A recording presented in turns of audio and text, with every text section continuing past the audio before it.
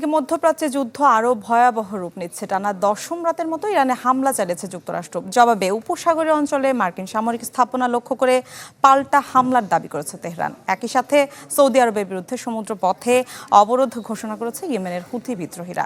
ফলে শুধু যুদ্ধ নয়, বৈশ্বিক জ্বালানি সরবরাহ নতুন সংকটের মুখে পড়েছে। এক মাস আগের যুদ্ধবিরতি ভেঙে পাল্টাপাল্টি হামলা জোরদার করেছে যুক্তরাষ্ট্র ও ইরান। জর্ডানে ইরানের হামলায় 3 মার্কিন সেনা নিহতের পর হুঁশিয়ারি দিয়েছেন প্রেসিডেন্ট ডোনাল্ড ট্রাম্প। বলেন, এর চড়া মূল্য দিতে হবে তেহরানকে। এরপরে টানা 10ম রাতের মতো ইরানে হামলা চালিয়েছে যুক্তরাষ্ট্র। মার্কিন সেন্ট্রাল কমান্ড জানায়, ইরানের সামরিক সক্ষমতা ধ্বংস করতে সামরিক অভিযান চালানো হয়েছে দেশটির দক্ষিণাঞ্চলে সিরিক, বন্দর আব্বাস, কেশমদ্বীপ, চাবাহার ও কোনারাকে। জবাবে পাল্টা হামলা জোরদার করেছে ইরানও। তেহরানের দাবি, কুয়েতে 2টি মার্কিন ক্যাম্প ও একটি বিমান ঘাঁটি, জর্ডানের আকাবা বিমানবন্দর এবং সিরিয়ায় মার্কিন সামরিক স্থাপনায় ব্যালিস্টিক ক্ষেপণাস্ত্র হামলা চালানো হয়েছে। ঢালাইয়ের সেরা প্রিমিয়ার সিমেন্ট। ইরানের পাল্টা হামলার উত্তাপ ছড়িয়েছে হরমুজ প্রণালীতেও।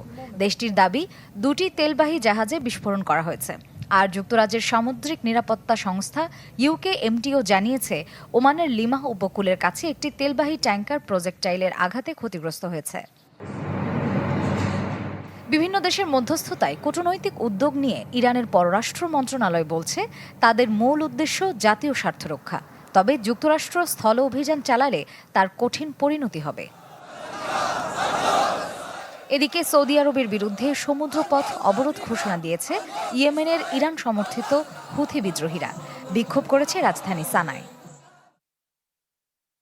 বিশ্লেষকরা বলছেন, এই অবরোধ কার্যকর হলে বৈশ্বিক তেল সরবরাহ প্রায় 7% কমে যাওয়ার শঙ্কা রয়েছে।